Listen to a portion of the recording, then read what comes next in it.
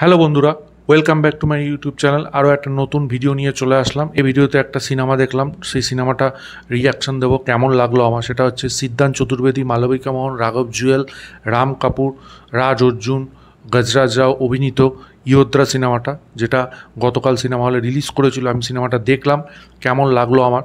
দেখুন, এই সিনেমাটা আপনি যখন হলে গিয়ে দেখবেন, এই সিনেমাটার পেছনে যারা রয়েছে তারা কিন্তু খুবই নামকরা এবং খুবই পপুলার, এবং এই টিমটা কিন্তু খুব স্ট্রং টিম। যেমন ফারহান আখতার এই সিনেমাটার রাইটার, প্লাস হচ্ছে শ্রীরাম রাঘবন রাইটার।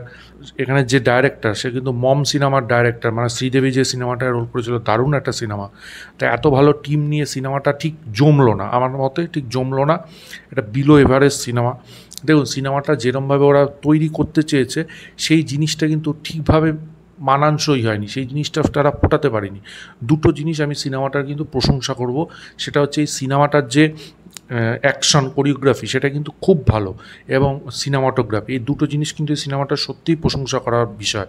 যেমন ওই জেলের মধ্যে যে অ্যাকশনটা হয়েছিল, কিছু জায়গা আপনি খুবই অবাক হয়ে যাবেন এবং আপনি দেখতে পারবেন না হয়তো সিনেমা হলে, কারণ কিছু জায়গায় এত রুথলেস, এত ব্রুটাল করেছে সিনেমাটার মধ্যে অ্যাকশন, সেটা কিন্তু সত্যি দেখতে পারবেন না। আপনার যদি হার্ট একটু দুর্বল হয়, তাহলে কিন্তু এই সিনেমাটা দেখতে পারবেন না, কারণ অ্যাকশনটা সত্যিই খুব দারুণ করেছে। অ্যাকশন ডিজাইনও খুব ভালো করেছে সিনেমাটার মধ্যে, এটা আমি সত্যিই প্রশংসা করবো। এবং সিনেমাটোগ্রাফিও কিন্তু খুব ভালো, এবং ভ্যারাইটিস লোকেশন, বিদেশের লোকেশনে, যেমন পর্তুগাল, সাংহাই, অনেক জায়গাতে শ্যুট করেছে বলে লুক অ্যান্ড ফিলটাও কিন্তু সিনেমাটার খুব ভালো, খুবই ভালো। কিন্তু এই সিনেমাটার সবচেয়ে বড় ব্যাকড্রপ হচ্ছে সিনেমাটার স্টোরিটা খুব একটা স্ট্রং না, এবং স্টোরিটা খুব একটা বিল্ড আপ করতে পারেনি, হ্যাপাজার্ডভাবে স্টোরিটাকে করেছে। এবং সিদ্ধান্ত চতুর্বেদীর মানে অ্যাকশন রিলেটেড দিক দিয়ে, এক্সপ্রেশন দিক দিয়ে সে কিন্তু খুব ভালো কাজ করেছে, কিন্তু তার ইমোশনের দিক দিয়ে সে কিন্তু সেরকম কাজ করতে পারেনি। অ্যাজ এ সোলো একটা সেই সিনেমাটা কিন্তু দাঁড় করাতে পারেনি।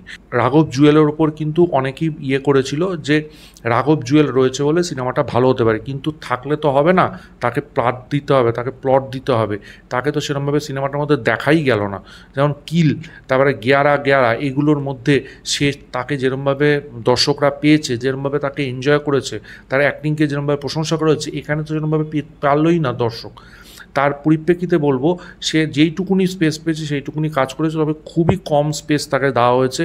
এবং আরেকটা জিনিস, রাম কাপুর এবং গজরাজ রাও তাও এরকম ধরনের স্ক্রিপ্ট, এরকম ধরনের স্টোরি লাইন পেয়ে তাও তাদের যেইটুকুনি সম্ভব সেইটুকুনি করেছেন। আর মালবিকা মোহন খুবই বাজে ডেবিউ করেছে। মালবিকা মোহনের এটা প্রথম সিনেমা, সেই হিসাবে ডেবিউ খুবই বাজে লাগলো আমার। এখানে তিনি থাঙ্গালাঙ্গানের মতো সিনেমা করছেন সাউথ ইন্ডাস্ট্রিতে, সেখানে তিনি এই ধরনের স্টোরিতে কীভাবে কাজ করছেন আমি জানি না। সে যায় আমার খুব অবাক লাগলো, তাকে যেরমভাবে প্রেজেন্ট করেছে আমি জানি না এটা দরকার কী ছিল। তাদের দুজনের প্রেমটা কিন্তু খুবই হ্যাপাজার্ড ওয়েতে দেখানো হয়েছে, মানে এই হলো, আবার কিছুক্ষণ কোথায় চলে গেল, আবার কিছুক্ষণ পর হলো, মানে কীরকম একটা অড লাগলো। এবং কিছু টুইস্ট কিন্তু আপনারা বুঝতে পেরে যাবেন যে এরপর এটা হতে চলেছে, ওর পর এটা হতে চলেছে। তো এইগুলো কিন্তু খুব একটা পোষালো না, মানে একদমই পোষালো না। এবং সিনেমার পারফরমেন্সও খুব একটা সিদ্ধান্ত চতুর্বেদীর আমার ঠিক ভালো লাগলো না। সে কিন্তু সোলো পারফর্মার হিসাবে কিন্তু বোঝাই গেল যে সে টিকতে পারবে না, তাকে সাপোর্টিং রোলেই হয়তো ঠিকঠাক মানাবে আমার যদ্দূর মনে হয়। এবং ওয়ান টাইম ওয়াচের জন্য সিনেমাটা কিন্তু আমি বলবো ঠিক আছে। এবং আরেকটা কথা বলবো, এখানে শঙ্কর এহসানলা মিউজিক করেছে, মিউজিকের মধ্যেও কিন্তু আমরা খুব একটা মানে ভালো কিছু আমরা দেখতে পারিনি, আমার লাগেনি। তো ওভারঅল দিক দিয়ে বলবো এই সিনেমাটা কিন্তু আপনি দেখবেন, একবার দেখবেন। আর যদি পয়সা খুব বেশি হয়, তাহলে টাইম ওয়েস্ট করার জন্য, টাইম ওয়েস্ট করার জন্য দেখতে পারেন। ওভারঅল সিনেমাটা বিলো এভারেজ একটা সিনেমা আমার লেগেছে, খুব একটা পোষায়নি আমার, ঠিক আছে। তবে অ্যাকশন, সিনেমাটোগ্রাফির দিক দিয়ে সিনেমাটা ভালো। আপনাদের সিনেমাটা যদি দেখে থাকেন কেমন লেগেছে অবশ্যই কমেন্ট বক্সে জানাবেন। ভিডিওটা ভালো লাগলে লাইক করুন, শেয়ার করুন, চ্যানেলটা অবশ্যই সাবস্ক্রাইব করুন, পাশে থাকা বেল আইকনটা ক্লিক করুন পরবর্তী নতুন কোনো আপডেটসের জন্য। ততক্ষণের জন্য গুড বাই বন্ধুরা।